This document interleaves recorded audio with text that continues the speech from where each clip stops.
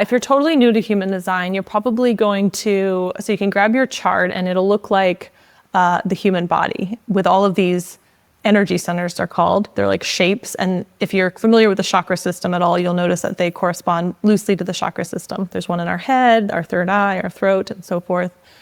So I think learning about the energy centers is really, really important. It's not necessarily the first thing most people do, but I think it's one of the most important parts of human design.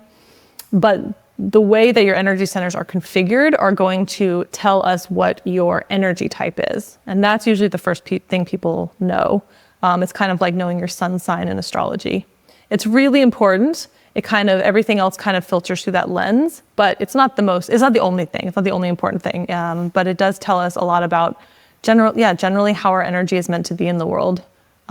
So that's usually the first thing people know. And then I would say strategy and authority after that, which are more of like our day-to-day, it's like our compass of like how to take action on a daily basis. And tap into our intuition. Yeah. And so are you a manifesting generator? Mm-hmm. Yeah, you are as well, right? I'm a generator. Generator. Okay. A regular generator. Regular. I hate that. It's like, really just say regular. Nobody's regular. But yeah. No, okay. So yeah. And so what that means to me, being a generator, is I am designed to do the things that my energy naturally flows to. And things that light me up, things that spark my interest, things that I feel like passionate about. If I put my energy into those things, I'm going to like produce what I need to produce in the world. And on the flip side of that, if I'm doing things that feel like unimportant to me or mundane or even against my kind of natural value system or whatever it is that like, it's almost like this virtuous cycle. The more I do things that light me up, the more energy I'm going to have, and the more energy I'm going to spill out into the world that like other people can kind of pick up on and harness. And that if I'm living in alignment, which this word will probably come up a lot, like if I'm doing the things that are right for me, opportunities will come to me. They will show up in my world. And so it's like almost this like attracting. There is, the law of attraction. If I'm putting my good energy out into the world, it will attract the right things. Yeah. And I imagine that this is probably part of what's felt like a permission slip or very validating to you. And it's such a relief, right? To be like, okay, I don't need to push things into existence. I can just sort of step back and let things come to me. We'll talk more about our strategy in a minute, which is responding for generators. But that idea of like, yes, when I'm in alignment, when I'm following my intuition, my curiosity, my excitement, opportunities are coming to me, and all I have to do is kind of choose which ones to respond to and how to respond to them. So right, that's got to be really validating.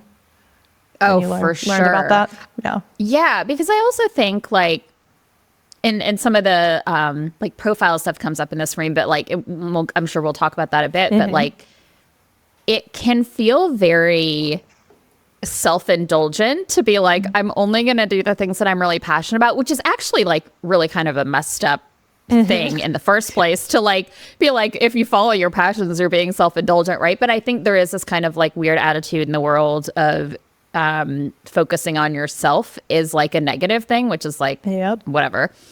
And so the idea though that if I am doing the things that I love and that I'm passionate about, that actually like it spills out into the world of like other people can actually feed off of that energy. They can get their own permission from that energy. I'm also probably creating things that are helping people. And so like, in a way, like focusing on myself can be a service to others. Like that's the like shift and the permission there that is, I think, hard to find sometimes. Yeah, I love that. And I mean, we should all be operating from that place, right? It's that idea of like giving from a place of overflow is how I always think about it, right? Filling our own cup first so that we're more valuable to everybody else. But you touched on a point I wanted to make, again, when introducing people to human design, what I always say is like, it's a beautiful tool for differentiating who we're meant to be and how we are designed to be. Again, similar to astrology, if you're familiar, with conditioning, how we've been conditioned to be. And I think as I'm working with people and talking to them about their human design and going through their chart, anything that right away doesn't resonate with them, I like to go in deeper and talk about that, because it's always a conditioning issue, right? They'll be like, oh, that doesn't seem like me. And then I'll be like, is it? But okay, so let's think about, why it doesn't feel like you. And is that a belief you picked up, right? Like, I have to work hard, or I have no value in the world, versus responding and letting opportunities come to me. Yeah, of course, a lot of us have been conditioned to think that that's selfish or that's lazy or whatever, just because of the culture or the family we grew up in.